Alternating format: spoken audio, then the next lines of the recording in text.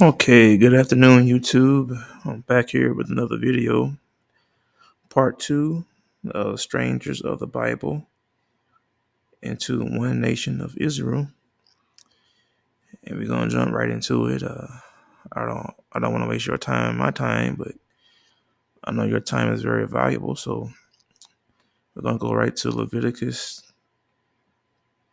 the 24th chapter. We're gonna start in verse 10, and the Bible reads, "And the son of an Israelitish woman, whose father was an Egyptian." So there is a mixed breed. Went out among the children of Israel, and this son of the Israelitish woman and a man of Israel strode together in the camp. And the Israelitish woman's son blasphemed the name of the Lord and cursed. And they brought him unto Moses, and his mother's name was Shelomith, the daughter of Debrai of the tribe of Dan. And they put him inward, that the mind of the Lord might be showed them. 13. And the Lord spake unto Moses, saying, Bring forth him that hath cursed without the camp, or and let all that heard him lay their hands upon his head, and let all the congregation stone him. And thou shalt speak unto the children of Israel, saying, Whosoever curseth his God shall bear his sin. 16. And he that blasphemeth the name of the Lord, he shall surely be put to death, and all the congregation shall certainly stone him, as well the stranger as he that is born in the land, when he blasphemeth the name of the Lord, shall be put to death. So just go back to what I said in the first video, and pretty much all my videos. God had one law for all people that believe and trust in Him. Whether you born in the land or you sojourning with the Israelites, you are one. You are one nation. It's not nothing different. Okay. So we're gonna go to Numbers.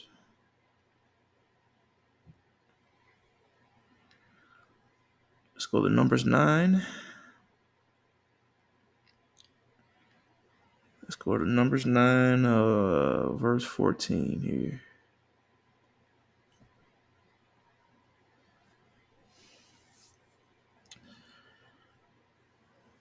Okay. Numbers 9, verse 14. And if a stranger shall join among you, and will keep the Passover unto the Lord, according to the ordinance of the Passover, and according to the manner thereof, so shall he do. Ye shall have one ordinance, both for the stranger and for him that was born in the land. Okay, let's go right ahead to Numbers 11. As soon as I can get it. And we're going to go to verse 4. Come on now. Here we go.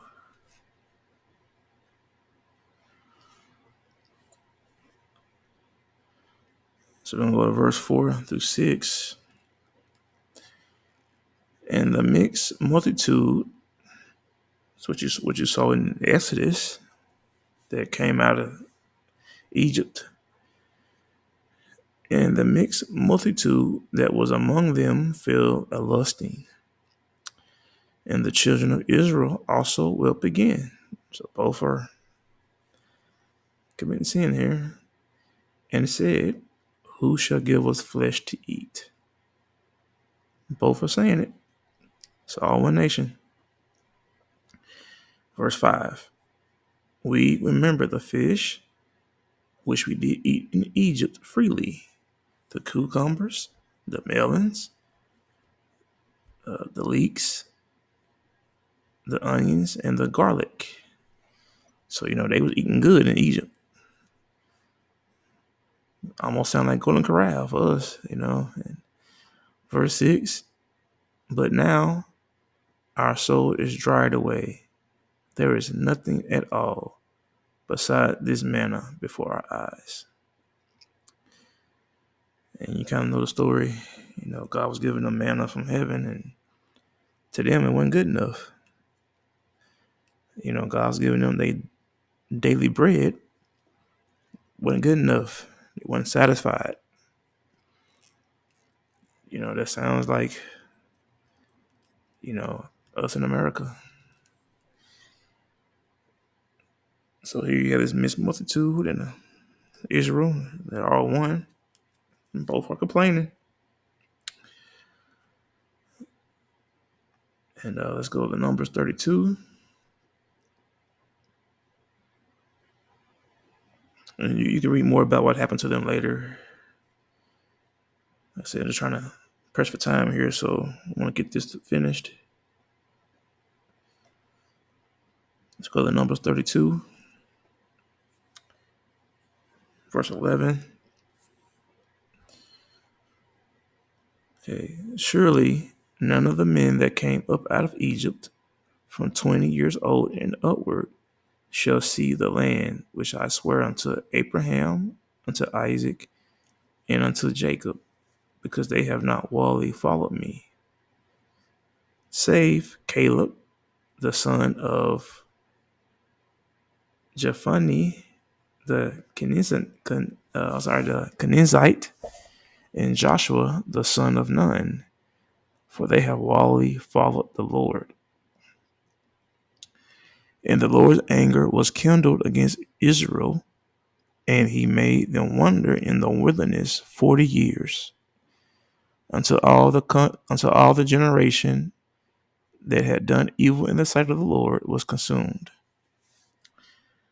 Now we're going to go back up here to right here, verse 12 here. The save Caleb, the son of Jephunneh, the Kenizzite.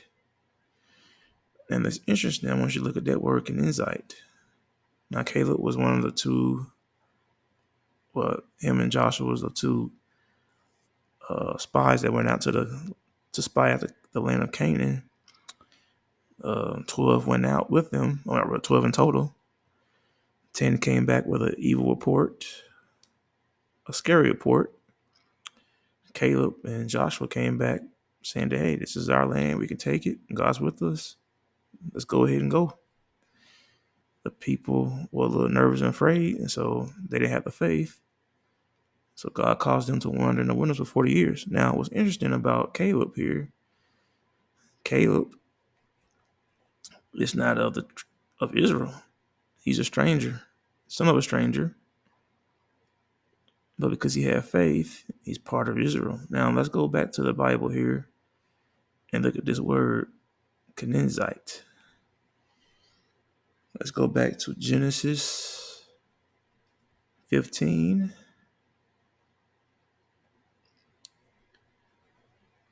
Come on. So my mouse is acting up here. Genesis 15. We'll go 18 to 21 here.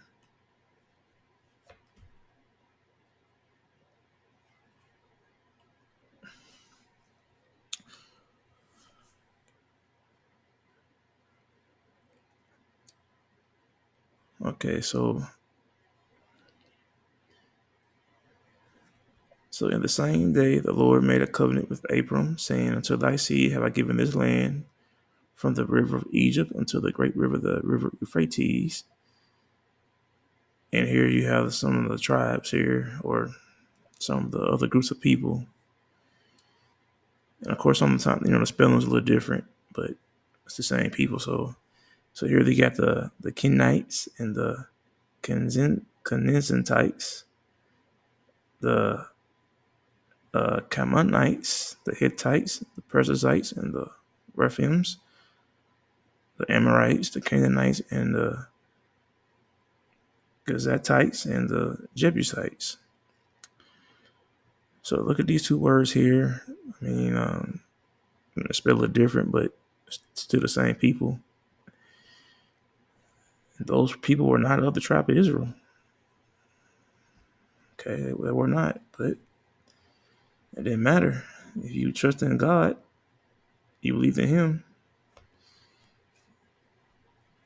Remember, there was one law, one ordinance. So we're going to go back to where we were in Numbers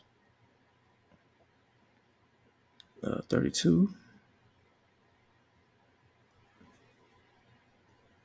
That was 11, 13.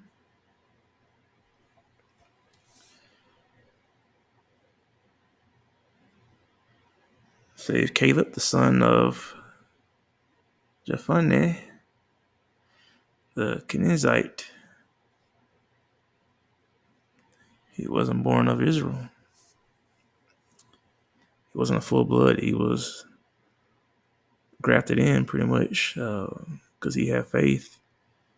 And the funny part is that even though he was not of Israel, he was one of the 12 spies that came back with a good report with the faith of God. So God right there does not discriminate. He's all about faith and you trust in Him no matter what. Okay, we're going to go to Joshua, and obviously you guys know about Rahab and her faith. And what she did, let's go here. I talked about that in my other videos.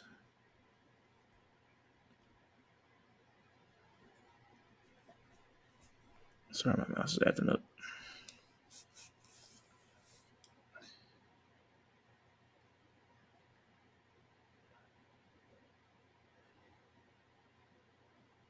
Okay, so we'll go here to 23 here. This is after they destroyed the city when it came to the promised land. And the young men that were spies went in and brought out Rahab and her father and her mother and her brethren and all that she had, and they brought out all her kindred and left them without the camp of Israel. And they burnt the city with fire and all that was therein, only the silver and the gold and the vessels of brass and of iron they put into the treasure of the house of the Lord. And Joshua saved Rahab the heart alive, which she was a Canaanite, not of the children of Israel, a Canaanite, and her father's household, and all that she had, and she dwelled in Israel. So she sojourned with Israel.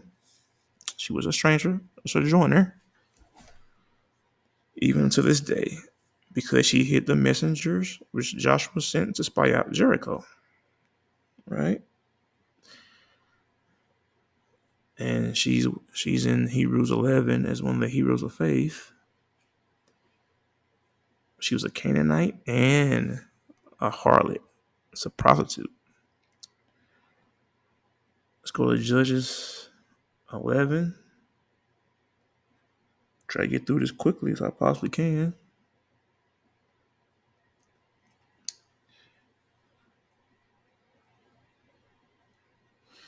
And here's another one. He was a part of he was named in Hebrews 11 as one of the heroes of faith. Now, I hope I don't mess his name up, but now Jephthah, the Gileadite, was a mighty man of valor, and he was the son of a harlot. And Gilead begat Jephthah. And Gilead's wife bare him sons, and his wife's sons grew up, and they thrust out Jephthah, and said unto him, Thou shalt not inherit in our father's house, for thou art the son of a strange woman. Son of a stranger, right? Then Jephthah fled from his brethren and dwelt in the land of Tob, and there were gathered vain men to Jephthah and went out with him. Verse 4, and it came to pass in process of time that the children of Ammon made war against Israel. Now, Ammon are the children of Lot and his daughters. And it was so that when the children of Ammon made war against Israel, the elders of Gilead went to fetch Jephthah out of the land of Tob. And they said unto Jephthah, come and be our captain, that we may fight with the children of Ammon. And Jephthah said unto the elders of Gilead, did not ye hate me and expel me out of my father's house? And why are ye coming to me now when you are in distress? So, they're going through pretty much tribulation, persecution because of the Ammonites.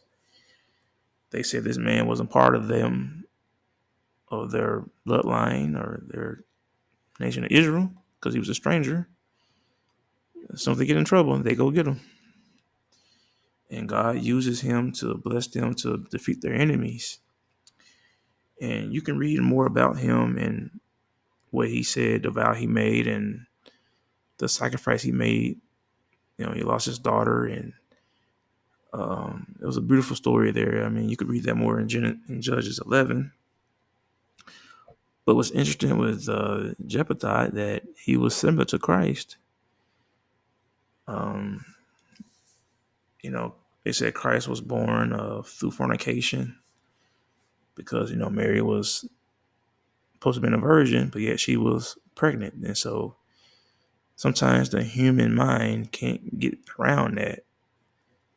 It was, you would think as a human, you say you're a virgin, how you get pregnant, and so, a story about that. So, but then again, like I said, that's the whole point. It wasn't matter. It didn't matter about your blood, your race, your bloodline. It was all about faith. It was all about that from the beginning. So now we're going to go to Ruth. And you know the story about Ruth. Ruth was a Moabite. She was married to some Israelites. Their husbands died, and Ruth's mother-in-law Naomi went back to Bethlehem, back to their land, and Ruth was a widow, went back to Israel, and married Boaz. And what's interesting about Boaz is that Ruth and Boaz are in the genealogy of Christ. So even in Christ's genealogy, everybody wasn't an Israelite. So that was really important about the book of Ruth. She was a Moabite, so you didn't have to be a full-blood Jew to be in the genealogy of Christ. It was all about faith. Now let's go to 2 Samuel. I didn't go to Ruth, but let's go to 2 Samuel. Let's go to chapter 6. Let's go to verse 9 through 13.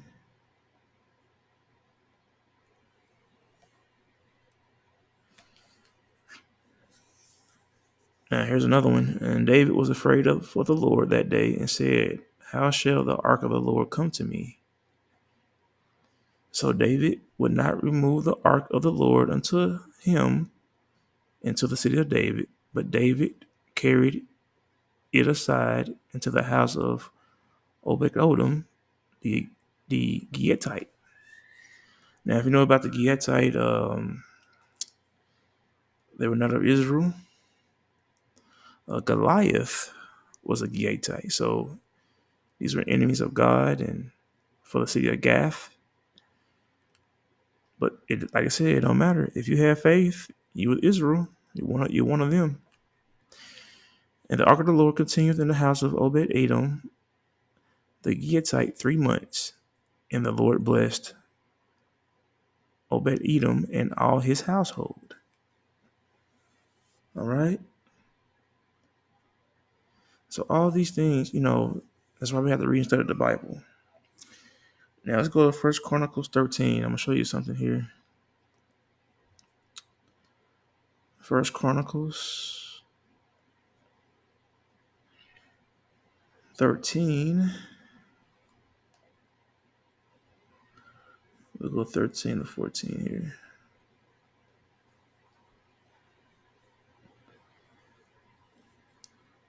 Basically, just repeat what I just said there. So David brought not the ark home to himself to the city of David, but carried it aside to the house of Obed-Edom the Gittite. And the ark of God remained with the family of Obed-Edom in his house 3 months. And the Lord blessed the house of Obed-Edom and all that he had. Right? Let's go to First Chronicles 20.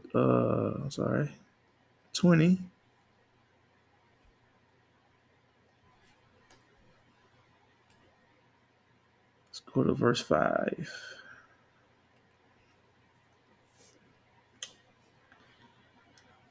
So we're going to talk about Goliath.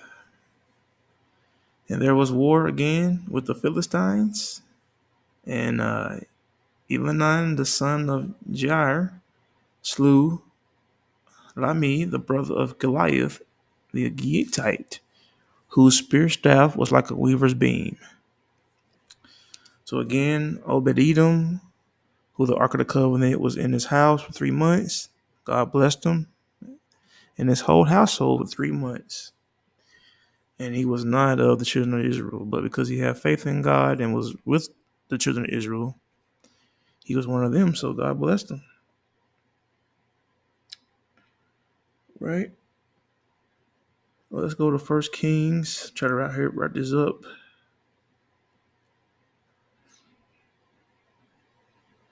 Let's go to First Kings 8.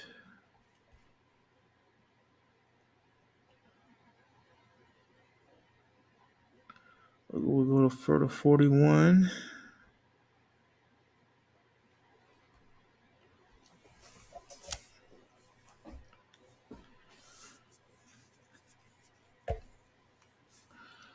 Okay, so here we go. So, moreover concerning a stranger that is not of thy people Israel, but cometh out of a far country for thy name's sake, for they shall hear of thy great name, and of thy strong hand, and of thy stretched out arm, when he shall come and pray toward this house. I was just talking about Solomon and building up the temple, the first temple.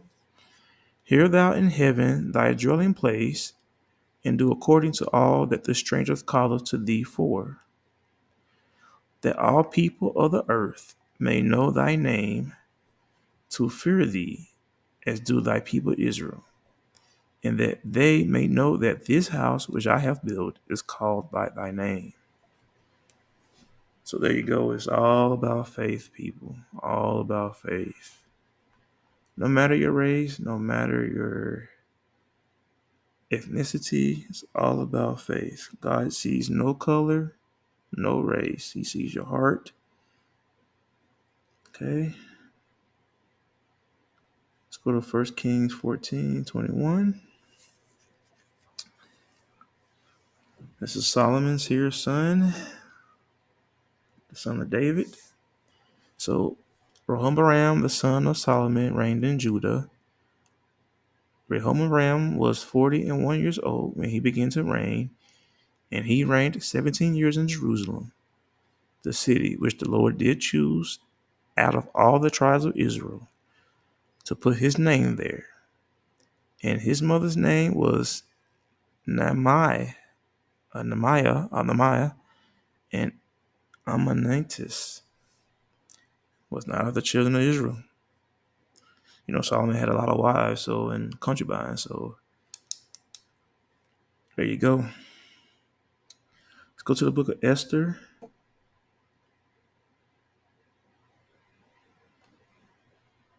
And this one here is gonna blow your mind here.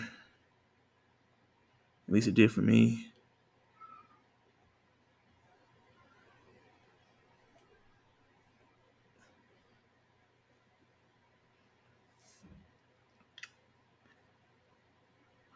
There we go, verse 15. And Mordecai went out from the presence of the king in royal apparel of blue and white, and with a great crown of gold, and with a garment of fine linen with purple. And the city of Shushan rejoiced and was glad. The Jews had light and gladness and joy and honor, and in every province and in every city, whithersoever the king's commandments and his decree came, the Jews had joy and gladness, a feast and a good day, and many of the people of the land became Jews. Why? For the fear of the Jews fell upon them. Okay, right there. This is talking about the Feast of Purim. You guys know the story of Esther, Mordecai, and over in Persia, how they one man had a plan to pretty much demolish or kill away all the Jews. God stepped in and turned it around, and so many people became Jews out of the fear. So it wasn't about blood; it was all about faith. And we're gonna go to Ezekiel right quick, and then we want to finish this up.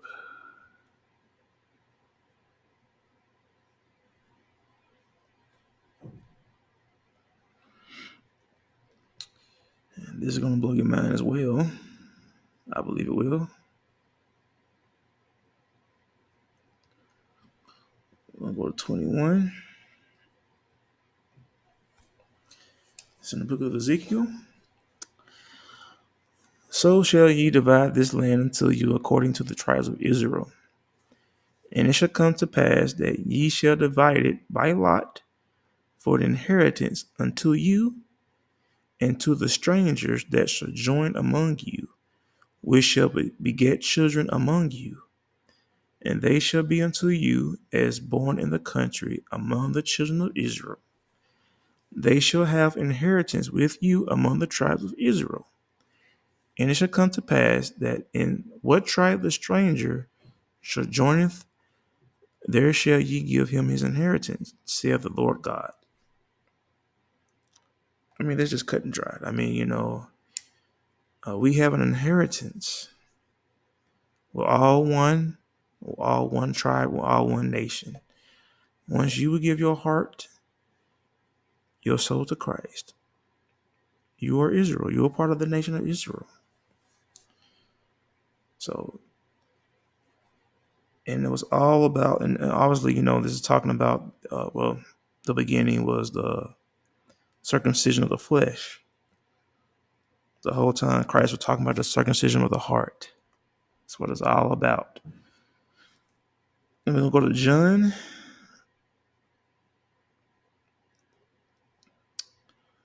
Third chapter.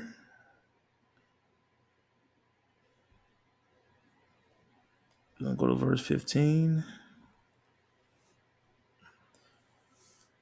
And watch this. Christ is speaking here that whosoever believeth in him should not perish, but have eternal life. For God so loved the world that he gave his only begotten Son, that whosoever, anybody, no matter your race, no matter your color, ethnicity, whosoever believeth in him should not perish, but have everlasting life. Right? Whosoever. Okay? Let's go to verse 36. He that believeth on the Son hath everlasting life, and he that believeth not the Son shall not see life, but the wrath of God abideth on him.